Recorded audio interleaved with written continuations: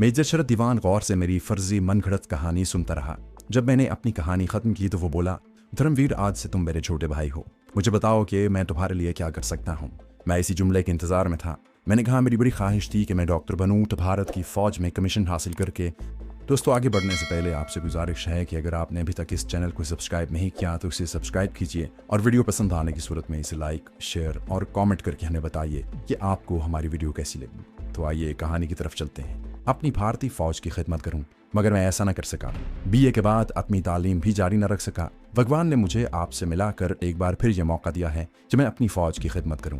क्या ऐसा हो सकता है कि मुझे आपकी रेजिमेंट में कोई छोटी मोटी सिविलियन नौकरी मिल सके? अंग्रेजी जबान पर मुझे काफी उबूर हासिल है। मेजर शरद ने मेरी तरफ बड़ी शफकत और मोहब्बत के अंदाज में देखते हुए कहा, तुम्हें परेशान होने की जरूरत नहीं। मेरा ताल्लुक फौज की मिलिट्री इंटेलिजेंस से है। मैं पूरी कोशिश करूंगा कि तुम्हें मेरे हेडक्वार्टर में ही कोई मुलाजमत मिल जाए। मैं आज शाम वापस जा रहा हूँ, 2 दिन बाद वापस आऊंगा। भगवान ने चाहा तो कुछ न कुछ तुम्हारे लिए जरूर हो जाएगा। मेजर शरद दीवान उसी रोज तीसरे पहर नागपुर चला गया। मैं हवेली में रहकर उसकी वापसी का बेचैनी से इंतजार करने लगा। शकुंतला मेरी बड़ी खिदमत करती रही। वो मेरा बड़ा ख्याल रखती। 2 दिन गुजर गए। तीसरे रोज मेजर शरद वापस आया तो उसने मुझे खुशखबरी सुनाई कि उसने मेरे लिए अपने रेजिमेंटल क्वार्टर में ही काम तलाश कर लिया है। मैं उसका शुक्रिया अदा करने लगा। जब मैंने पूछा कि मेरी नौकरी की नौयत क्या होगी तो वो बोला, हमारे नागपुर की रेजिमेंटल हेडक्वार्टर की फौजी कैंटीन है जिसे नानी कहते हैं। ये ग्रोसरी स्टोर है जहां से फौजियों को सिगरेट, चाय, शराब, साबुन, आटा, चावल और हर किस्म की दूसरी जरूरियात जिंदगी की चीजें सस्ते नरखों पर मिलती हैं। इस कैंटीन का ठेकेदार एक सिविलियन मिस्टर मेहता है जो मेरा जानने वाला है। ये ठेका मैंने ही उससे दिलवाया था। उससे मैंने तुम्हारे लिए सारी बात कर ली है। तुम्हें उस फौजी कैंटीन में बतौर मैनेजर रख लिया गया है। तुम अब मेरे साथ ही नागपुर चलोगे और नौकरी पर काम शुरू करोगे। मुझे बड़ी खुशी हुई। मैं यही चाहता था कि मुझे भारतीय फौजी हेडक्वार्टर में किसी तरह काम का मौका मिल जाए। ये मौका मुझे शकुंतला के भाई मेजर शरद ने फराहम कर दिया था। जब मेजर शरद की छुट्टी खत्म हुई तो वो मुझे अपने साथ ही नागपुर ले गया। नागपुर शहर से मैं थोड़ा बहुत वाकिफ था। इससे पहले भी मैं एक बार अपनी कमांडो सरगर्मियों के सिलसिले में इस शहर में आ चुका था। मेजर शरद फौजी ऑफिसर्स मेस के एक कमरे में रह रहा था। उसने मुझे फौजी क्वार्टर की फौजी कैंटीन के ठेकेदार से मिलाया। ये उधेड़ उम्र का सांवला कमजोर सा आदमी था। उसने मुझसे हाथ मिलाया और कहा, काम इतना मुश्किल नहीं है, बस ड्यूटी सुबह से शाम तक देनी होगी। मेजर शरद जी मेरे बड़े भाई के सम्मान है, इनकी बात मैं नहीं टाल सकता। मेरा मुलाजिम जगदीश तुम्हें सारा काम समझा देगा। मैंने नागपुर के इस फौजी रेजिमेंटल हेडक्वार्टर की फौजी कैंटीन में नौकरी शुरू कर दी। कैंटीन के साथ ही अतब में एक छोटा सा कमरा मुझे रिहाइश के लिए मिल गया। मेजर शरद ने मुझे नया बिस्तर और इस्तेमाल की तमाम जरूरी चीजें लाकर दे दी। कैंटीन के ठेकेदार से 200 रुपये एडवांस भी दिलवा दिए। कैंटीन फौजी हेडक्वार्टर के अंदर ही थी। मुझे हेडक्वार्टर के गेट से अंदर आने और बाहर जाने के लिए एक फौजी पास मिल गया था। मैंने कैंटीन में काम शुरू कर दिया। दिन में एक आध बार मेजर शरद मेरे पास आकर मेरा हाल चाल मालूम करके जाते थे। खाना वगैरह मुझे फौजी लंगर से मिल जाता था, जिसके लिए मुझे बड़ी मामूली सी रकम तनख्वाह में से कटवानी होती थी। कैंटीन के मुलाजिम जगदीश ने मुझे सारा काम समझा दिया था। कैंटीन पर हर रैंक के भारतीय फौजी राशन वगैरह लेने आते थे। मैं उनकी मतलूबा अशिया की लिस्ट बनाकर जगदीश को देता था। वो सारी चीज़ें लिफाफों में डालकर फौजी के हवाले करता। मैं उस फौजी का ID कार्ड लेकर बिल पर उसका ID नंबर, नाम और रैंक लिखकर उसके दस्तखत लेता। इस तरह मुझे हर ओहदे के फौजी से मिलने का मौका मिल गया। मैंने 1 हफ्ते के बाद अपने मतलब के 2-3 फौजी अफसरों से ताल्लुकात पैदा कर लिए। ये वो लोग थे जिनसे मुझे मेरे मतलब की मालूमात हासिल हो सकती थी। इनमें मिलिट्री इंटेलिजेंस का एक सूबेदार मेजर भी था जिसका नाम चंद्रकांत था, लेकिन मेरा असल टारगेट शकुंतला का भाई मेजर शरद दीवान था। उस आदमी से मुझे बड़ी आसानी से भारतीय हाई कमांड के अहम राज मालूम हो सकते थे। चुनाचे मैं एक दिन छोड़कर ड्यूटी खत्म करने के बाद मेजर शरद के पास चला जाता और उसके साथ बड़ा भोला भाला बनकर प्यार मोहब्बत की बातें करता। भारतीय फौज के डिसिप्लिन और फौजी जवानों की चुस्ती और बहादुरी की तारीफें करता और कहता कि हमारी भारतीय सेना का मुकाबला दुनिया की कोई फौज नहीं कर सकती। उसके साथ ही जानबूझकर पाकिस्तान की फौज का जिक्र छेड़ते हुए कहता, शरद जी, पाकिस्तान की फौज तो हमारी इंडियन सेना के सामने कुछ भी नहीं। अगर कभी जंग हो गई तो हमारी भारतीय फौज 1 घंटे के अंदर अंदर सारे पाकिस्तान पर कब्जा कर लेगी। ये बात मैं दिल पर जबर करके कहता था। साथ ही दिल में ये जुमला जरूर दोहराता कि ऐसा मौका कभी नहीं आएगा। अगर आया तो पाक फौज के शेर दिल जवान भारत को वो सबक सिखाएंगे कि जिसे वो कभी फरामोश नहीं कर सकेगा। शरद दीवान कहता, अरे धर्मवीर भैया, पाक फौज की नफरी वैसे भी हमसे बहुत कम है। हमने टेक्निकल मैदान में जो तरक्की की है और जिस किस्म के नए नए हथियार हमारी असलहे की फैक्ट्रियों में बन रहे हैं, इसका मुकाबला पाकिस्तान की फौज नहीं कर सकेगी। एक दफा इसी किस्म की बातें हो रही थीं।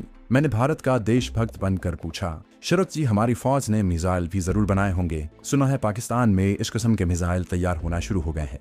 शरद दीवान आखिर इंटेलिजेंस का ऑफिसर था। ऐसे ऑफिसर बात करने में बड़ी एहतियात से काम लेते हैं। कहने लगा, बस कुछ ना कुछ हम भी कर रहे हैं।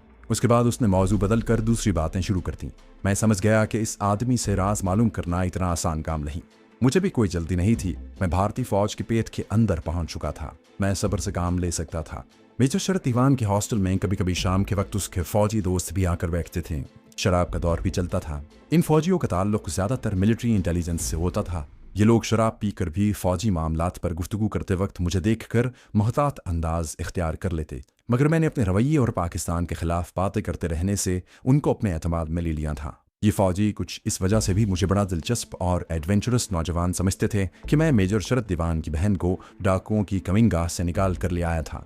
मुझे नागपुर के फौजी हेडक्वार्टर की कैंटीन पर काम करते हुए 1 महीना गुजर गया था और अभी तक मैं श्रीनगर में अपने कश्मीरी कमांडो लीडर शेरवान को अपने बारे में कोई इत्तला नहीं पहुंचा सका था। मैंने ये देखा था कि मेजर शरद दीवान अपना मोबाइल रेडियो ट्रांसमीटर अपने कमरे के क्लोजेट में रखता था। ये बात मैंने खास तौर पर नोट कर ली थी। मैं उस ट्रांसमीटर के जरिए मौका पाकर कमांडर शेरवान को अपने खास खुफिया कोड में श्रीनगर पैगाम भिजवा सकता था कि मैं नागपुर के फौजी हेडक्वार्टर में पहुंच चुका हूं। लेकिन ये कोई इतना जरूरी पैगाम नहीं था जिसके लिए मैं कोई खतरा मोल लेता, क्योंकि ये मुझे मालूम था कि फौजी हेडक्वार्टर से कोई सिग्नल नशर हो तो हाँ, वो खुफिया कोड में ही हो, हेडक्वार्टर के सिग्नल कोर की मॉनिटरिंग टीम को उसका इल्म जरूर हो जाएगा। मैं ये खतरा सिर्फ इस सूरत में मोल ले सकता था जब मुझे कोई इंतहाई अहम फौजी राज मालूम हो जाता, और कुदरत ने बहुत जल्द मुझे ये मौका फराहम कर दिया। एक रोज शाम के वक्त मेजर शरद दीवान के कमरे में शराब व कबाब की महफिल गर्म थी। वहाँ इंटेलिजेंस कोर का एक सिख कैप्टन भी बैठा शराब पी रहा था। जो लोग काफी शराब पी गए थे और जबान पर उन्हें काबू नहीं रहा था। मैं जानबूझकर दूसरी तरफ होकर लकड़ी के क्रेट में मेजर शरद की वर्दी तय करके रखने लगा। मैंने ये जाहिर किया कि मुझे उनकी बातों से कोई दिलचस्पी नहीं। कुछ वो लोग भी गाफिल हो चुके थे। इतने में इंटेलिजेंस कोर के सिख कैप्टन के मुंह से एक ऐसी बात निकली जिस पर मेरे कान खड़े हो गए। उसने कहा, इस बार हम पाकिस्तान का नाम नक्शे पर से हटा देंगे और भारत माता के बिछड़े हुए टुकड़ों को जोड़कर इस गलती का इजाला करेंगे जो पंडित नेहरू ने इंडिया को तकसीम करके की थी। वहां एक लेफ्टिनेंट, एक सेकंड लेफ्टिनेंट और मेजर शरद दीवान भी बैठे शराब पी रहे थे। हैरत की बात थी कि जो लोग नशे में बहुत ज्यादा बहक जाने के बावजूद मोहतात थे। सेकंड लेफ्टिनेंट ने मेरी तरफ देखा। मैंने चेहरा नीचे कर लिया और क्रेट में वर्दी जमाने लगा। उसी लेफ्टिनेंट ने सिख कैप्टन से पूछा, सर क्या कोई डेडलाइन मुकर्रर हुई है? सिख कैप्टन ने शराब का हल्का सा घूंट भरने के बाद कहा, इसका फैसला तो हमारी मिनिस्ट्री ऑफ डिफेंस ही करेगा, लेकिन हमारी इंटेलिजेंस को पाकिस्तान की डिफेंस लाइन की पूरी रिपोर्ट जल्द से जल्द मुहैया करने के ऑर्डर मिल गए हैं। मेजर शरद दीवान ने अपना ग्लास मेज पर टिकाते हुए कहा, हम ये रिपोर्ट हाई कमांड को 1 हफ्ते के अंदर अंदर पहुंचा रहे हैं। उसके साथ ही जैसे सिख कैप्टन अपने होश में आ गया, उसने हाथ हिलाकर कहा, no secret talk please, forget it, और उन्होंने मौजू बदल दिया। वो फिल्म एक्ट्रेसों और दूसरी औरतों की बातें करने लगे। इस दौरान सेकंड लेफ्टिनेंट ने कोई फिल्मी गीत गाना शुरू कर दिया। यह महफिल रात के 11 बजे तक जारी रही। उसके बाद सब चले गए। मैं भी मेजर शरद से इजाजत लेकर वापस चला आया।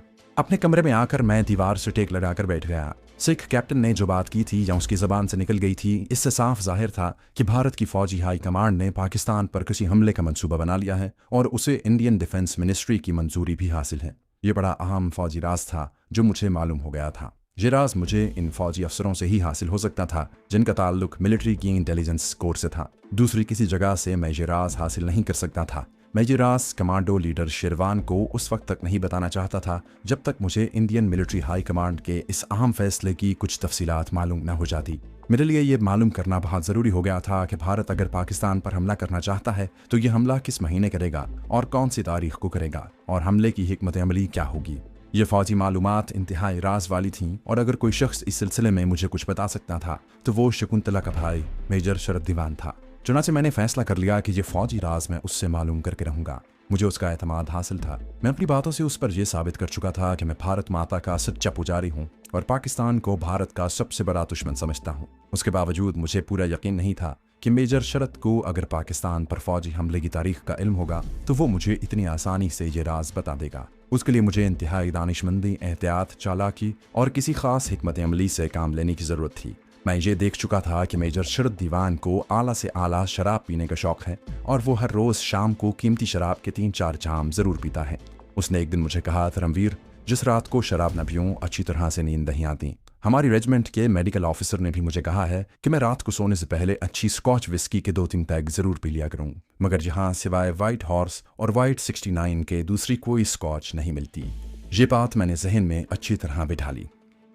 हफ्ते के दिन हमारी मिलिट्री कैंटीन में राशन की सप्लाई आई तो उसमें स्कॉच विस्की डिम्पल स्कॉट के 2 क्रेट भी थे। डिम्पल स्कॉट का शुमार बहुत ऊंचे दर्जे की स्कॉच विस्की में होता था।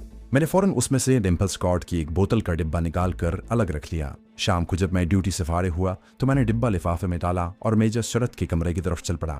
मेजर शरद जिस कमरे में रहता था वो नागपुर के उस फौजी हेडक्वार्टर के अहाते के अंदर ही था। शाम के वक्त मेजर शरद दीवान का पीने पिलाने का प्रोग्राम होता था, चुनाचे वो मुझे अपने कमरे में ही मिल गया। मैंने नमस्कार किया और कहा, बड़े भैया आपके लिए मैं एक ऐसा तोहफा लाया हूँ जिसको देखकर आप खुश हो जाएंगे।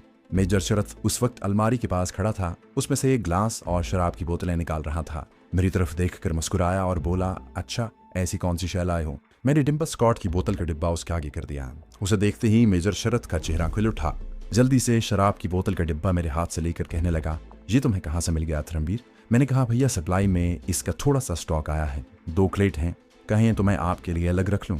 मेजर शरद खुश होकर बोला, अलग क्यों रखने हैं, मेरे कमरे में भिजवा दो, मैं नकद पेमेंट कर दूंगा। ओके भैया, समझो वो आपके कमरे में पहुंच गए। मैंने उसके हाथ से डिब्बा वापस लेते हुए कहा, भैया मेरी एक ख्वाहिश है। वो क्या, बता दो। मैंने कहा, मैंने दिल में भगवान से कहा था कि भगवान मेरे बड़े भैया को बढ़िया स्कॉच का बड़ा शौक है, कहीं से आला क्वालिटी की शराब दिला दे, मैं अपने प्यारे भैया को अपने हाथ से पिलाऊंगा। मेजर शरद कहा लगाकर हंस पड़ा, तुम जब चाहो मुझे अपने हाथ से पिला सकते हो, अफसोस तो इस बात का है कि तुम नहीं पीते। मैंने डिब्बे में से बोतल निकालकर मेज पर सजाते हुए कहा, भैया बात यह है कि मैंने अपनी स्वर्गवासी माता जी को वचन दे रखा है कि मैं कभी शराब नहीं पीऊंगा, बस इसी वचन का पालन कर रहा हूँ, वरना तुम्हारे साथ पीने से तो मुझे बड़ा आनंद मिलता। तुम तो मेरे बहुत ही प्यारे भैया हो। तो फिर फ्रिज में से बर्फ निकाल कर ले आओ, मैं ग्लास धोकर लाता हूँ। आज मेरा अर्तली छुट्टी पर है, सारा काम खुद ही करना होगा। मैंने बड़ी आजजी का लहजा बनाते हुए हिंदुओं की तरह हाथ बांध कर कहा, शरद भैया जी आप मुझे भी अपना अर्दली ही समझें, आपकी सेवा करूंगा तो अगले जन्म में सफल होऊंगा। मेजर शरद ने आगे बढ़कर मुझे गले लगा लिया और कहा, धर्मवीर फिर कभी ऐसा ना कहना, तुमने हमारे खानदान पर एक ऐसा एहसान किया है कि हमारी साथ पुश्तें भी इसे फरामोश नहीं करेंगी। मैं तुम्हें अपना छोटा भाई ही समझता हूँ। थोड़ी देर बाद मैं मेजर शरद के ग्लास में डिम्पल स्कॉट की बोतल खोलकर उसमें पैक बना रहा था। पाकिस्तान के खिलाफ भारत की डिफेंस मिनिस्ट्री और फौजी हाई कमांड ने जारहीत का जो खुफिया प्रोग्राम बनाया था, मैं मेजर शरद से इस बारे में मालूमात हासिल करने की पूरी स्कीम जहन में तैयार करके आया था। चुनाचे मैंने पहला पैक बनाते हुए पाकिस्तान के खिलाफ बातें शुरू कर दी। मेजर शरद ने आला विस्की का घूंट भरकर मेरी तरफ देखा और खुश होकर बोला, वंडरफुल, बड़ी देर बाद डिम्पल स्कॉट भी है, बस अब दोनों क्रेट मेरे कमरे में भिजवा देना। मैंने कहा, मैं कल ही भिजवा दूंगा। दूसरे पैक पर मेजर शरद हल्के हल्के सुरूर में आ गया, कहने लगा, बस धर्मवीर अब तुम शादी कर लो। मैंने कहा, भैया पहले आपका ब्याह होगा, फिर शकुंतला जी का ब्याह होगा, उसके बाद मैं अपना ब्याह कर लूंगा। वो कहा लगाकर बोला, फिर तुम्हारा ब्याह कभी नहीं होगा। कुछ देर इधर उधर की बातें करने के बाद मैंने फिर पाकिस्तान का जिक्र छेड़ दिया। मैंने कहा, कल मैं नागपुर शहर की बड़ी मार्केट में कुछ चीजें खरीदने गया था। वहाँ एक लाला जी कह रहे थे कि कश्मीर में हमारी फौज की हार हो रही है। मेजर शरद ने इस लाला जी को अंग्रेजी में गाली देकर कहा, उसे क्या मालूम वहाँ क्या हो रहा है। इसमें कोई शक नहीं कि कश्मीरी बेजिगरी से लड़ रहे हैं, लेकिन हमारे सिपाही भी किसी से कम नहीं हैं। मैंने कहा, मैंने भी इस लाला जी से यही कहा था भैया। मैंने उसे ये भी कहा था कि हमारी भारतीय सेना एक दिन पाकिस्तान को भी फतह कर लेगी, कश्मीर तो कोई चीज ही नहीं है। मेजर शरद दीवान को उस वक्त मैं तीसरा डबल पैक बनाकर दे चुका था और वो सुरूर की हद पार करके नशे की हुदूद में दाखिल हो चुका था। यानी जहां सुरूर खत्म हो जाता है और शराब का नशा दिमाग को अपने पंजों में जकड़ने लगता है, 3 डबल पैक बड़े होते हैं। यकीन के साथ इसलिए कह रहा हूं कि किसी जमाने में खुद इन मराहिल से गुजर चुका था। मेजर शरद ने मेज पर हल्का सा हाथ मारा और मेरी तरफ देखते हुए बोला, धर्मवीर तुमने इस अहमक लाला जी को बिल्कुल ठीक कहा था। हम बहुत जल्द पाकिस्तान का किस्सा ही खत्म करने वाले हैं। मैंने बच्चों की तरह खुशी का इजहार करते हुए कहा, क्या सच कह रहे हो भैया? भगवान तुम्हारा भला करे, भगवान हमारी सेना को और ताकतवर बनाए। बस एक ऐसा हमला करो कि पाकिस्तान सारे का सारा भारत में दोबारा वापस आ जाए। मेजर शरद ने तीसरा पैग खत्म कर दिया था और अब वो खुद अपने लिए चौथा पैग बना रहा था। आहिस्ता आहिस्ता सर हिलाते हुए मुस्कुराए जा रहा था और जैसे अपने आप से हम कलाम था, ऐसा ही होगा। फिर अंग्रेजी में बोलने लगा, ऐसा ही होगा। इस दफ़ा हम कुछ ऐसी ही स्ट्रेटजी तैयार कर रहे हैं। मैंने मजीद मालूमात हासिल करने की गरज से एक सवाल कर डाला, लेकिन शरद भैया सुना है पाकिस्तान को अरबों ने बड़ा असलहा दिया हुआ है, क्या हमारे पास भी काफ़ी गोला बारूद है ना? मुझे तो कभी कभी यही फिक्र लग जाता है। मेजर शरत ने चौथे डबल पैक का आधा ग्लास हल्क में उंडेला और सिगार सुलगाते हुए अंग्रेजी में कहा, तुम्हें क्या मालूम? जो हमें मालूम है वो भारत के किसी शहरी को मालूम नहीं। मैंने उसको हवा देते हुए कहा, क्यों नहीं भैया, आप तो इंटेलिजेंस के बहुत बड़े अफसर हैं, आपके हाथ में तो भारतवर्ष की नब्ज है। मैं भी अब अंग्रेजी में बोल रहा था। मेजर शरत ने सिगार का कश लगाकर धुआं छोड़ते हुए कहा, हम पाकिस्तान को इस तरह उड़ा देंगे। और उसने जोर से फूंक मारकर सिगार के धुएं को इधर उधर उड़ा दिया। मैंने कहा, भैया मगर हमारा तो कोई मुल्क दोस्त नहीं है। पाकिस्तान की तो सारे मुसलमान मुल्क मदद करेंगे, हमारी कौन मदद करेगा? असल बात यह थी कि मेजर शरत दीवान को ख्वाब ख्याल में भी नहीं था कि उसके सामने जो आदमी बैठा हुआ है वो धर्मवीर नाम का कोई बेसर सा हिंदू नहीं, बल्कि एक तरबियत याफ्ता मुसलमान कमांडो और तहरीक आज़ादी कश्मीर का मुजाहिद है। वो मुझे अपने घर का एक फ़र्द समझने लगा था और मैंने उसके ख़ानदान के साथ जो इशार किया था उसके बाद उसे ऐसा ही समझना चाहिए था। फिर मेरा इन लोगों के साथ रवैया ऐसा रहा था कि किसी को मुझ पर ज़रा सा भी शक नहीं पड़ सकता था। यही वजह थी कि मेजर शरत दीवान मेरे साथ खुलकर बात कर रहा था। हो सकता है वो अपने किसी करीब तरीन दोस्त के आगे भी ये बातें न करता।